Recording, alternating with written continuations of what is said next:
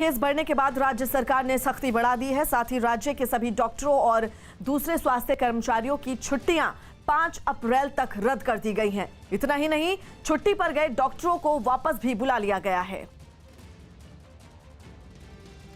अफगानिस्तान की राजधानी काबुल में एक सरकारी कर्मचारियों को से भरी मिनी बस को निशाना बनाकर किए गए हमले में 4 लोगों की मौत हो गई।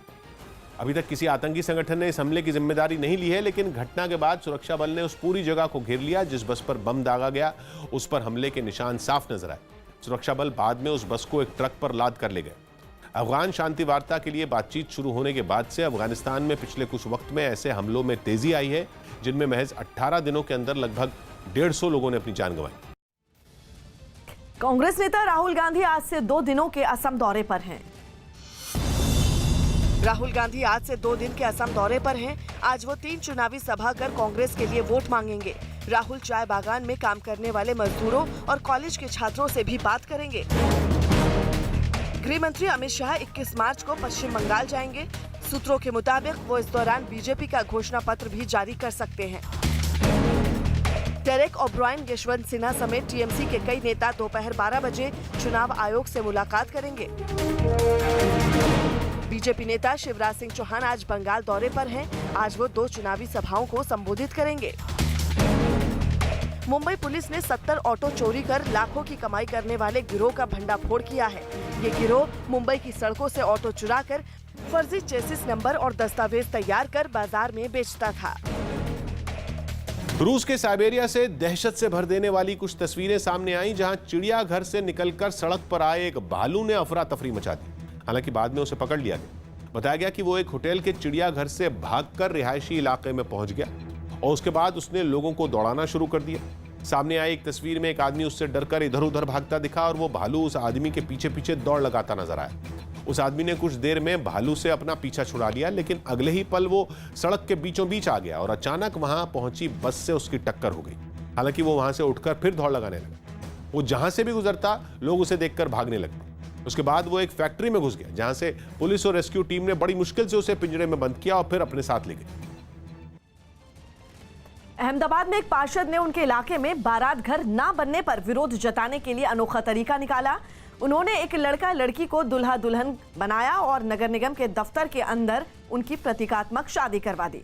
इस नकली शादी में बकायदा ढोल बजवाए गए, लोगों को जमीन पर ही बैठाकर दावत भी दी गई। असल में पार्षद शहजाद पठान के क्षेत्र में बारात घर का भूमि पूजन तो हो चुका है, लेकिन वो अब तक बनकर तैयार नहीं हुआ है। ऐसे में अपनी मांग की ओर प्रशासन का ध्यान खींचने के लिए उन्होंने ये तरीका अपनाया। बिहार के पटना में भी सख्ती बढ़ा दी गई। वहां कोरोना को फैलने से रोकने के लिए प्रशासन एक्शन में आ गया और अधिकारियों ने मास्क न पहनने वालों के खिलाफ अभियान शुरू कर दिया। सामने आई तस्वीर में एक अधिकारी बिना मास्क घूमने वालों का चालान काटते नजर आए। जो मजिस्ट्रेट यहाँ पर तैनात हैं वो बिना मास्क के जो भी चल रहे हैं उनको पकड़ रहे हैं, फाइन कर रहे हैं और साथ में एक मास्क भी उन्हें दिया जा रहा है। लापरवाही की कुछ ऐसी ही तस्वीरें पटना के एक अस्पताल से भी सामने आई, जहां बिना मास्क अंदर घुसने की इजाजत नहीं थी, लेकिन कई लोग बिना मास्क के ही घूमते दिखाई दिए। पकड़े जाने पर एक से बढ़कर एक बहाने भी दिए गए। मास्क हाथ में लेकर घूम रहे, पहने क्यों नहीं है? मैं बहुत ज्यादा धूप लग रहा था इसीलिए। सिर्फ मास्क ही नहीं, वहां जरूरी दूरी का नियम भी ताक पर रख दिया गया। लोगों को सावधान करने के लिए वहां बार बार अपील भी की गई, लेकिन कुछ लोगों पर उसका भी असर नहीं पड़ा। उत्तराखंड के रुड़की में एक पटाखा फैक्ट्री में आग लगने से 2 मजदूरों की मौत हो गई। हालांकि आग कैसे लगी इसका पता नहीं चल पाया, लेकिन फैक्ट्री में अचानक आग लगने से इलाके में अफरा तफरी मच गई। कई लोग फैक्ट्री के बाहर इकट्ठा हो गए, लेकिन वहां भारी मात्रा में पटाखे रखे होने की वजह से आग फैलती चली गई। वहां से आग की लपटें और धुआं उठता रहा। हालांकि कुछ देर बाद फायर ब्रिगेड की टीम ने आग को बुझा लिया, लेकिन तब तक वहां काम कर रहे 2 मजदूर इस घटना में अपनी जान गंवा चुके थे। बताया गया कि 2 लोग जख्मी भी हो गए, जिन्हें अस्पताल में इलाज के लिए भर्ती करवा दिया गया।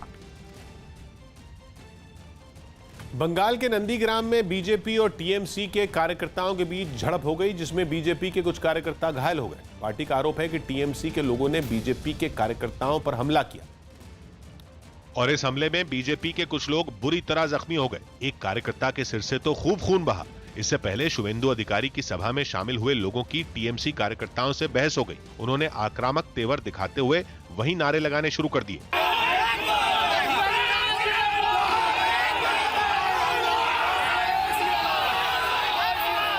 एक शख्स तो हाथ में चप्पल लेकर बीजेपी कार्यकर्ताओं से बात करने लगा, जिसके बाद देखते ही देखते बात बढ़ गई।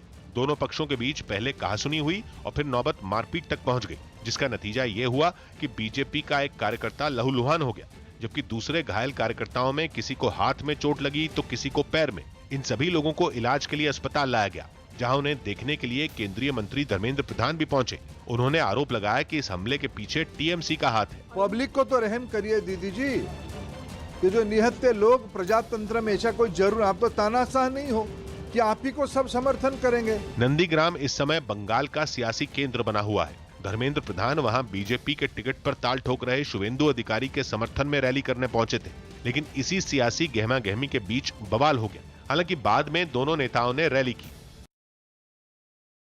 अभिनेता अरुण गोविल बंगाल में बीजेपी का प्रचार करेंगे। अभिनेता अरुण गोविल बीजेपी में शामिल हो गए, जिसके बाद वो बंगाल विधानसभा चुनाव में प्रचार करेंगे। उन्होंने टीवी सीरियल रामायण में राम की भूमिका निभाकर सुर्खियां बटोरी थी। प्रभु राम बीजेपी के ही नहीं है, सारे विश्व के हैं। ओनली थिंग इज आपको ये समझना पड़ेगा कि वो हमारे हैं। बस बीजेपी ने समझा है कि वो हमारे हैं।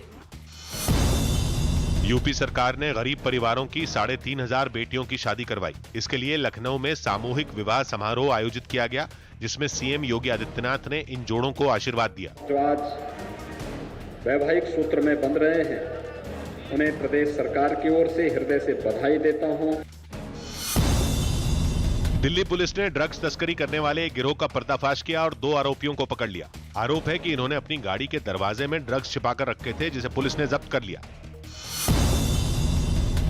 इंदौर में कोरोना के बढ़ते मामलों के बीच वहां के मऊ से विधायक और मध्य प्रदेश की मंत्री उषा ठाकुर मास्क नहीं लगाने पर कांग्रेस के निशाने पर आ गईं, जबकि उषा ठाकुर मास्क नहीं पहनने के पीछे तरह तरह के तर्क दे रही हैं। मैं वैदिक जीवन पद्धति का अक्षरशः पालन करती हूँ, लेकिन कांग्रेस ने उषा ठाकुर की दलीलों पर चुटकी ली। जो काम बड़े बड़े विश्व के वैज्ञानिक नहीं कर सके, पर अभी से परेशान है, उसका हल उषा ठाकुर जी ने चुटकियों में निकाल दिया। यूपी के बाराबंकी में 4 लोगों पर एक नाबालिग लड़की को अगवा कर गैंगरेप करने का आरोप लगा। पीड़ित लड़की के पिता ने पंचायत चुनाव की रंजिश को इस मामले की वजह बताया। मध्य प्रदेश के रतलाम से एक हैरान करने वाली तस्वीर सामने आई, जहां अवैध कब्जे पर कार्रवाई के विरोध में एक शख्स ने खुदकुशी की कोशिश की। यह हंगामा तब हुआ जब प्रशासन के अधिकारी भारी पुलिस बल के साथ इलाके में कार्रवाई करने के लिए पहुंचे, लेकिन वहां एक शख्स ने खुद पर केरोसिन का तेल डालकर खुदकुशी करने की कोशिश की, जिसे वक्त रहते पुलिस ने रोक लिया। फिर पुलिस वाले उसे पकड़कर अपने साथ ले जाने लगे, लेकिन तभी उसने किसी नुकीली धातु से खुद पर हमला करने की कोशिश की।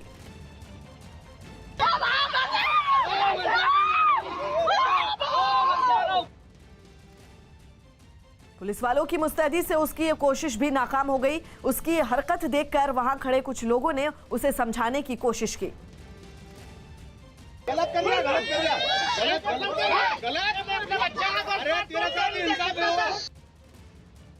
बहुत देर तक जमीन पर गिरे हुए उस आदमी से पुलिस वाले जद्दोजहद करते रहे।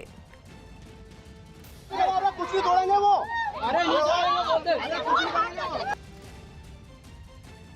बाद में पुलिस ने उस शख्स को हिरासत में लिया और इलाके में अवैध कब्जों पर हटाने की कार्रवाई को भी अंजाम दिया गया।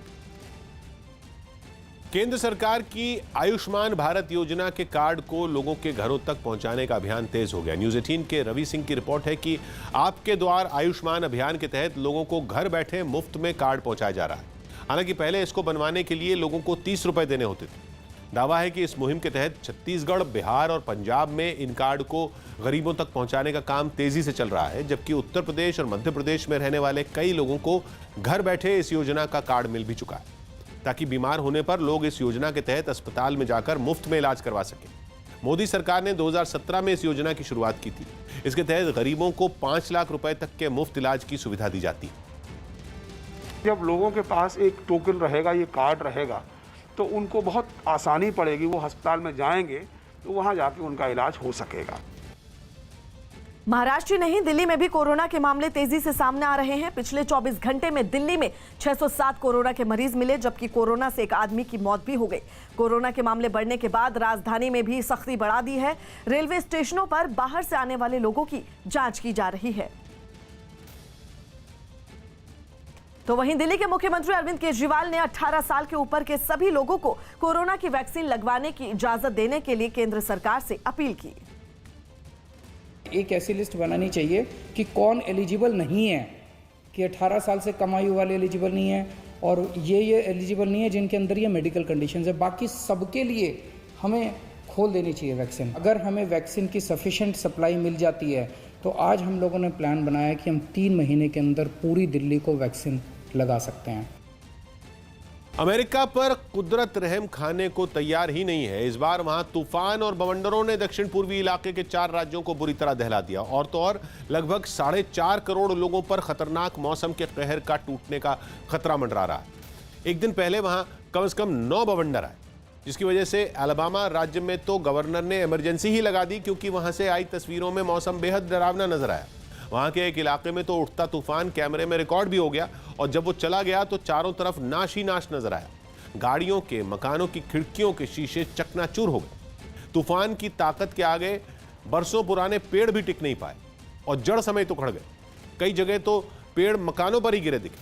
वहीं मिसिसिपी राज्य में तो एक पोल्ट्री फार्म में तूफान में तबाह हो गया। फार्म में मौजूद मेटल के ढांचों का कचूमर निकला दिखा। चारों तरफ बस मलबा ही मलबा पड़ा नजर आया। जेडीयू के पूर्व अध्यक्ष शरद पवार के खिलाफ कोर्ट में उपस्थित नहीं होने पर जमानत रद्द करते हुए गैर जमानती वारंट जारी किया गया। बिहार के नालंदा के एक अदालत में उनके खिलाफ वारंट जारी किया गया है। शरद यादव पर आचार संहिता उल्लंघन का आरोप है। कोर्ट ने शरद यादव को कई बार बुलाया, लेकिन वो कोर्ट में हाजिर नहीं हुए। यूपी के मेरठ में नगर निगम की बैठक में जबरदस्त हंगामे के बीच मेयर गुस्से में सदन से चली गई। हंगामा उस वक्त हुआ जब बीजेपी के पार्षदों ने अलग अलग इलाकों की समस्याओं पर चर्चा करने की मांग की, लेकिन मेरठ नगर निगम की मेयर सुनीता वर्मा ने उनकी मांग को ठुकराकर बजट पर चर्चा करने की बात कही। इस बात से नाराज बीजेपी पार्षद उनकी कुर्सी के पास आ गए और हंगामा करने लगे।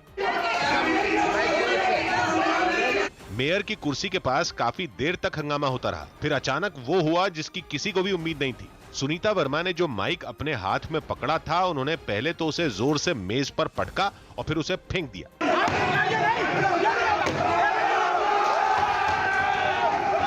उनकी इस हरकत की वजह से मेज के दूसरी तरफ बैठे पार्षदों को चोट लगते लगते बची। हालांकि सुनीता वर्मा के जाते ही सदन में हंगामा तेज हो गया। इस हंगामे की वजह से सदन में कुछ देर के लिए धक्का मुक्की के हालात भी बन गए। उत्तर प्रदेश के मुख्यमंत्री के रूप में योगी आदित्यनाथ के आज 4 साल पूरे हो गए हैं। इस मौके पर राजधानी लखनऊ के अवध शिल्प ग्राम में कार्यक्रम का आयोजन किया जा रहा है। इस कार्यक्रम में मुख्यमंत्री भी शामिल होंगे और साथ ही 4 साल पूरे होने पर मुख्यमंत्री प्रेस कॉन्फ्रेंस कर अपनी उपलब्धियों को लोगों तक पहुंचाएंगे। इस दौरान उनके साथ राज्य के कई दूसरे मंत्री भी मौजूद रहेंगे। गुजरात के वडोदरा में केमिकल फैक्ट्री में भीषण आग लग गई। जिस वक्त यह हादसा हुआ, फैक्ट्री में कई कर्मचारी काम कर रहे थे और आग की वजह से कुछ कर्मचारी बुरी तरह से झुलस गए। आग इतनी तेजी से फैली कि उसने फैक्ट्री के एक बड़े हिस्से को अपनी चपेट में ले लिया। तस्वीरें हम आपको दिखा रहे हैं कि किस तरह से आग की ऊंची ऊंची लपटें उड़ती हुई नजर आई। आग लगने की जानकारी मिलते ही दमकल विभाग के कई कर्मचारी उसे बुझाने में जुट गए।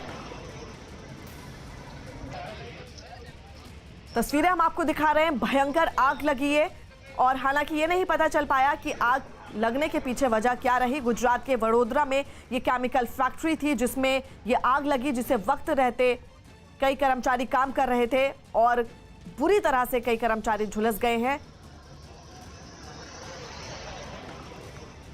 उत्तर प्रदेश की राह पर चलते हुए हरियाणा में भी आंदोलन के दौरान संपत्ति के नुकसान की भरपाई आंदोलनकारियों से की जाएगी। न्यूज़ 18 के चमन पलानिया की रिपोर्ट है कि हरियाणा विधानसभा में संपत्ति क्षति वसूली विधेयक 2021 पास कर दिया गया, जिसके तहत आंदोलन, प्रदर्शन या दंगों के दौरान अगर सरकारी या निजी संपत्ति को नुकसान पहुंचता है तो हंगामा करने वालों से उसकी वसूली की जाएगी। इस बिल में सजा और जुर्माना दोनों का प्रावधान रखा गया है। इससे पहले उत्तर प्रदेश सरकार ने भी सीएए के खिलाफ हुए प्रदर्शनों के बाद इसी तरह का कानून बनाया था। कहीं भी कोई धरना देना है, इसमें कहीं कोई आपत्ति नहीं है, लेकिन इतनी स्वतंत्रता नहीं है कि कोई किसी प्रॉपर्टी का नुकसान करे। हरियाणा विधानसभा में यह बिल पारित तो हो गया, लेकिन उससे पहले कांग्रेस ने इस बिल पर भारी हंगामा किया। खट्टर सरकार के मंत्री अनिल विज ने इस बिल को विधानसभा में पेश किया, जिसके बाद कांग्रेस के नाराज विधायकों ने हंगामा शुरू कर दिया। उन्होंने विधानसभा के अध्यक्ष की कुर्सी के सामने जाकर नारेबाजी की। इसके साथ ही इस बिल को वापस लेने की भी मांग की। भारी शोर शराबे के बीच वोटिंग कराई गई और बिल को पारित कर लिया गया। मध्य प्रदेश के मंडला में भीषण सड़क हादसे में 5 लोगों की मौत हो गई। यह हादसा तब हुआ जब बारातियों को ले जा रही एक तेज रफ्तार गाड़ी पलट गई। इस हादसे में करीब 45 लोग घायल हो गए। हादसे की जानकारी मिलते ही वहां लोगों की भीड़ इकट्ठा हो गई। लोगों ने गाड़ी में फंसे यात्रियों को बाहर निकाला और उन्हें इलाज के लिए अस्पताल भिजवाया गया। उत्तर प्रदेश के मथुरा में किसानों को समझाने पहुंचे बीजेपी के एक नेता को किसान यूनियन के विरोध के बाद वापस जाना पड़ा। कृषि सुधार कानूनों पर विरोध के बीच बीजेपी गांवों में चौपाल लगाकर किसानों को इन कानूनों के फायदे समझाने में जुटी है। और इसी मुहिम के तहत जब बीजेपी नेता और मथुरा से 3 बार के सांसद रहे तेजवीर सिंह वहां के एक गांव पहुंचे तो किसान यूनियन से जुड़े लोगों ने उनका रास्ता रोक लिया। पुलिस की मौजूदगी में ही वहां धक्का मुक्की शुरू हो गई। प्रदर्शनकारियों और बीजेपी नेता के साथ आए लोग एक दूसरे से जूझते दिखाई दिए।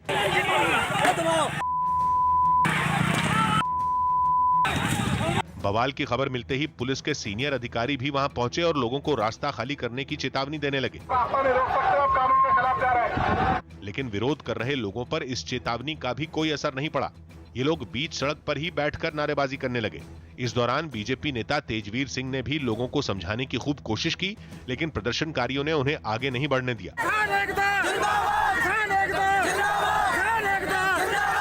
हालांकि बीजेपी नेता ने तो विरोध करने वालों के किसान होने पर ही सवाल उठा दिया। तो एक उपद्रवी तत्व थे और उनमें कुछ 2-3 लोगों के ने इस तरह से शराब भी पी रखी थी। बताया गया कि काफी देर तक चले इस हंगामे में दोनों तरफ के कुछ लोगों को चोटें भी आईं। बिहार के भागलपुर में एक घर में अचानक आग लग गई। ये आग चूल्हे से निकली चिंगारी की वजह से लगी, जिसने थोड़ी ही देर में कई और घरों को अपनी चपेट में ले लिया। कुछ ही देर में आग ने विकराल रूप धारण कर लिया, जिसकी लपटें दूर से ही दिखाई दे रही थी, जबकि आसपास के इलाकों में धुआं फैल गया। आग लगने की जानकारी के बाद दमकल विभाग की कई गाड़ियां वहां पहुंची और कुछ घंटे की कोशिश के बाद इस आग को बुझा दिया गया।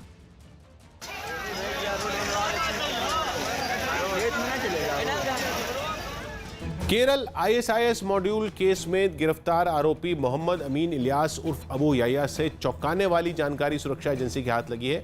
न्यूज़ 18 के नीतीश कुमार की रिपोर्ट है कि 2 दिन पहले पकड़े गए इस आरोपी ने 4 महिला आत्मघाती हमलावर तैयार किए थे, जिनको केरल के अलग अलग इलाकों से एनआईए ने धर दबोचा।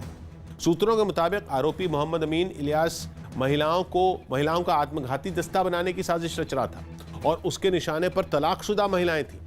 बताया गया कि पकड़ा गया आरोपी दिल्ली के भोगल इलाके के एक नामी होटल में अपने एक साथी के साथ रह रहा था, लेकिन जैसे ही उसे इस बात की भनक लगी कि वो एनआईए के रडार पर है, वो वहां से भाग निकला और वजीराबाद इलाके में किराए पर कमरा लेकर रहने लगा था, जहां से उसे गिरफ्तार किया गया। पश्चिम बंगाल चुनाव में देसी बमों पर दिखाए गए न्यूज 18 के शो ऑपरेशन ब्लास्ट का बड़ा असर हुआ है। चुनाव आयोग ने न्यूज 18 के स्टिंग का संज्ञान लेते हुए इस मामले में जांच के आदेश दिए हैं। उपचुनाव आयुक्त सुदीप जैन को इस मामले की जांच करने के लिए कहा गया है। न्यूज 18 इंडिया हमारे चैनल ने एक स्टिंग ऑपरेशन किया है। उसमें बंगाल में बम बनाने का कारोबार अभी भी जारी है। हिंसा तो होती है और वो ठेका देते हैं वही लोग, राजनीतिक दलों से जुड़े लोग। तो ये स्टिंग ऑपरेशन है, इस पे क्या चुनाव आयोग कार्रवाई करेगा? मुझे पता लगा है कि वहाँ के जिला प्रशासन और पुलिस ने कोई एक स्पेशल इन्वेस्टिगेशन टीम का गठन करके इसकी जांच कर रहे हैं। इस मामले में मुझे नहीं पता वो आपके स्टिंग की जांच कर रहे हैं या क्या कर रहे हैं, पर कर रहे हैं। ये दिखाया गया कि बम बनाया जा रहा है। मैं जो हमारे ये आपने बहुत अभी दोपहर पे आपने ये बात लिख के भेजी, शिफाली जी से बात की, मैंने सुदीप जी को कहा है कि इसमें और गहनता से जाके चेक करें। कोरोना से बुरी तरह जूझ रहे पंजाब के 9 जिलों में नाइट कर्फ्यू का वक्त 2 घंटे और बढ़ा दिया गया। न्यूज़ 18 के चमन पलानिया की रिपोर्ट है कि इस ऐलान के बाद अब उन 9 जिलों में रात 11 बजे से सुबह 5 बजे के बजाय रात 9 बजे से सुबह 5 बजे तक कर्फ्यू रहेगा। जिन जिलों में नाइट कर्फ्यू का वक्त बढ़ाया गया उनमें लुधियाना, जालंधर, पटियाला और कपूरथला का नाम है। इनके अलावा इस लिस्ट में मोहाली, अमृतसर, गुरदासपुर, होशियारपुर और रोपड़ भी शामिल है।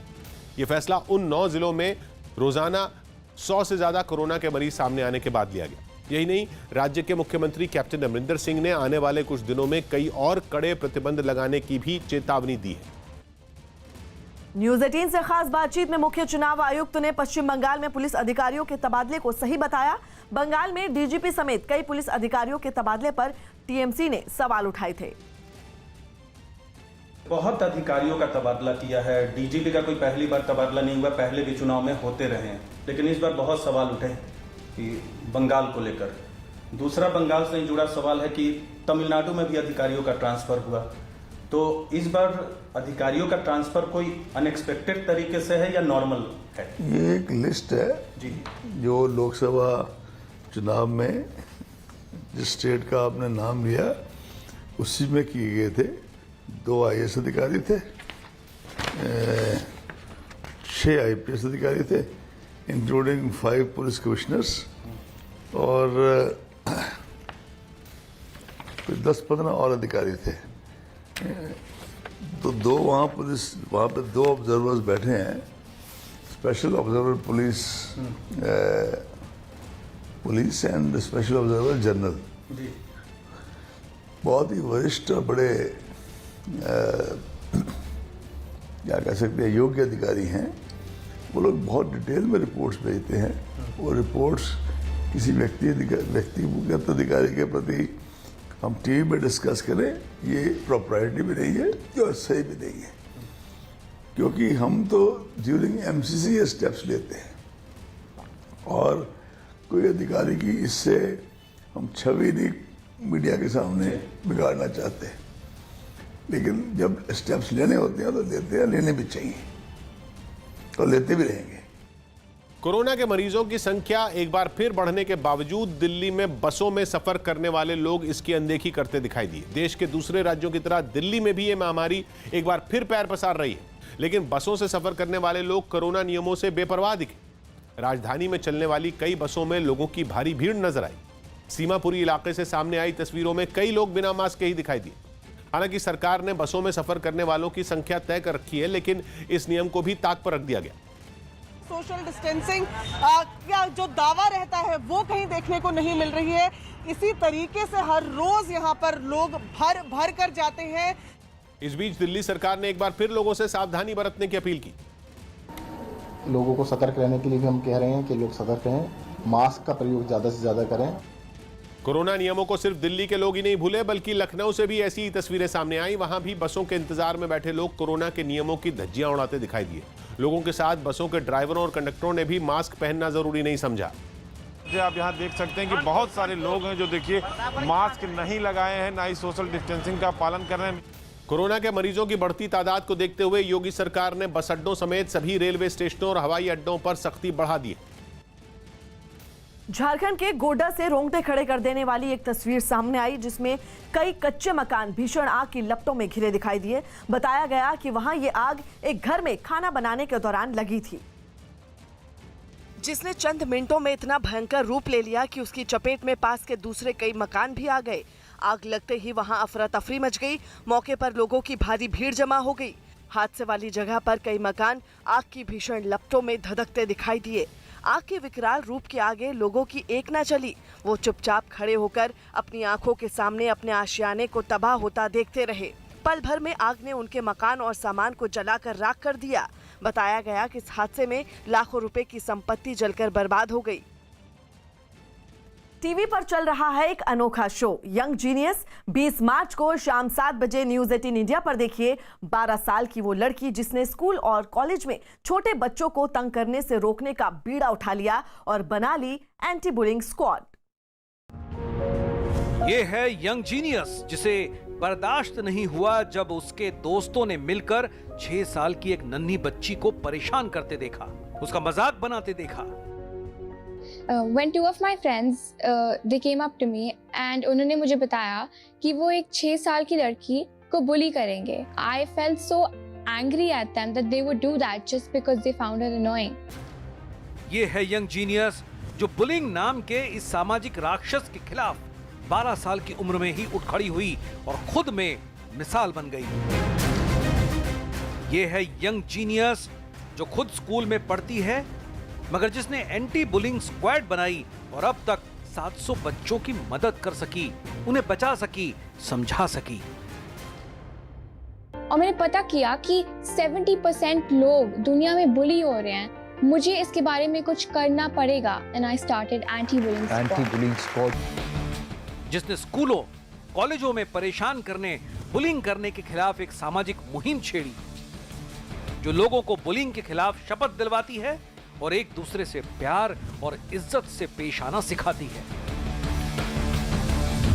नेटवर्क 18 पर एक अनोखा शो, दंग करने वाली एंटी बुलिंग स्क्वाड की सीईओ और फाउंडर दिल्ली की अनुष्का जॉली के साथ, जिसकी वेबसाइट पर बुलिंग का शिकार बच्चा या बड़ा कोई भी मदद मांग सकता है, जहां मानसिक, शारीरिक और साइबर बुलिंग से निपटना सिखाया जाता है।